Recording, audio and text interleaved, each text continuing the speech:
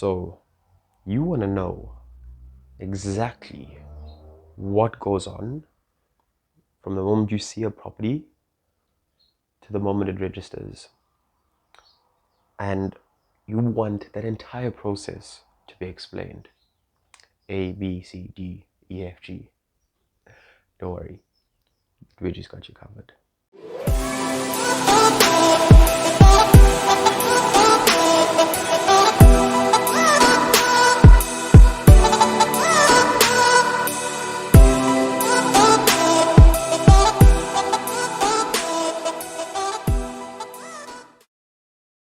What's up, everyone? My name is Dajesh, and for those of you that don't know, I have been in the real estate industry for the past 9+ years.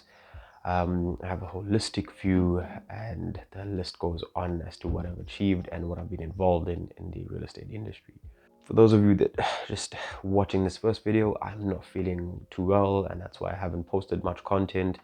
But today's video is all about the buying process from the moment you see a property to the moment that property registers. And we're going to do this with an example of a listing of Property 24. So without further ado, let's go straight in to the video. All right, so the first thing is you check the property sites. You go on Property 24, you go on Gumtree, you go on Private Property. Doesn't matter.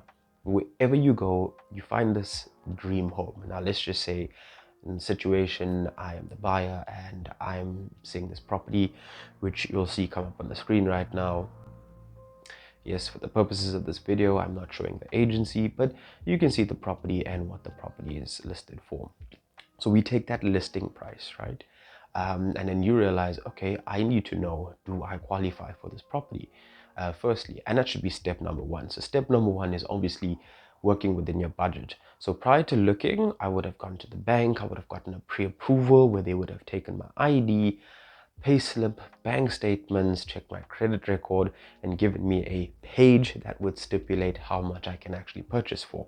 And let's just say I can actually purchase for up to R1,000,000. I see this property going at this price range, and I now want to buy the property. So what do I do then as a buyer? So this is what I'll do. Ring ring, Mr. Agent, can I see the property? Yes, I would phone the agent first of all to go and view the property. Now let's just say I set the appropriate time and date, make an appointment, and then I go and see the agent. And then what happens next? Here it is. You view the property, you walk through, you do your inspections, you see that you actually like the place, and you actually want to go ahead and purchase it. Yes, this is where you make that decision. So let's just say to the agent, look, Mr. Agent, what do I need for this?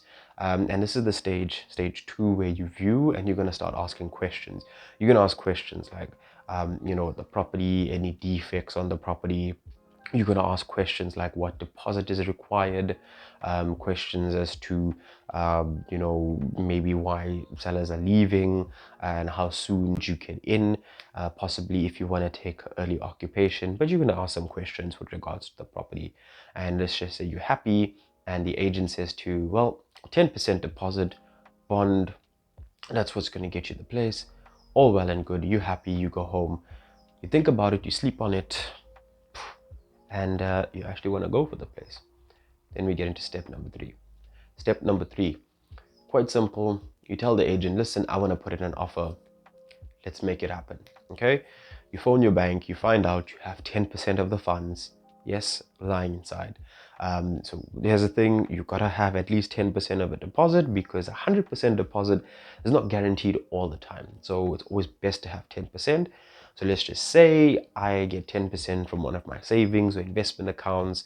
I have that saved up, and I have my 10% deposit saved. I also will need some money saved for transfer fees, because that's very, very important. And let's just say I have those transfer fees also set aside, and we'll get to that step eventually in this buying process. So moving on to the next step, Mr. Agent, I want to put an offer down. when can I do that? I go and meet the agent as a buyer. I sign the offer to purchase. I ask him to explain every clause step by step.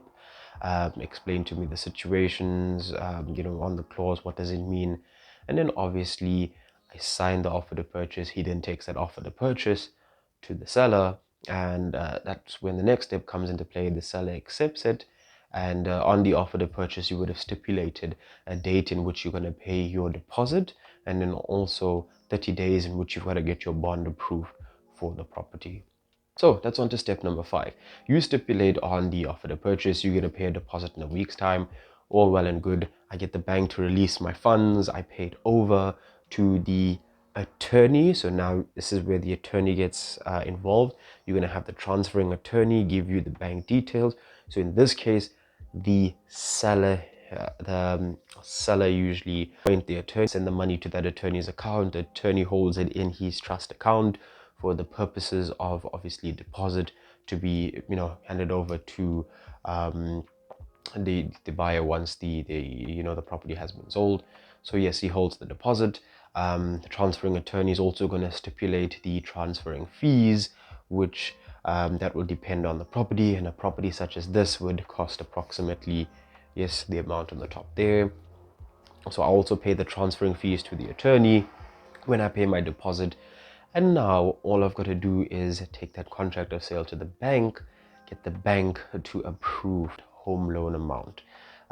So the bank's going to take a while, and this is where I sit and wait, obviously, for my approval on the bond. And then the next step, once I get the bond approved, I'm literally then going to take that approval, give it to the attorney as well.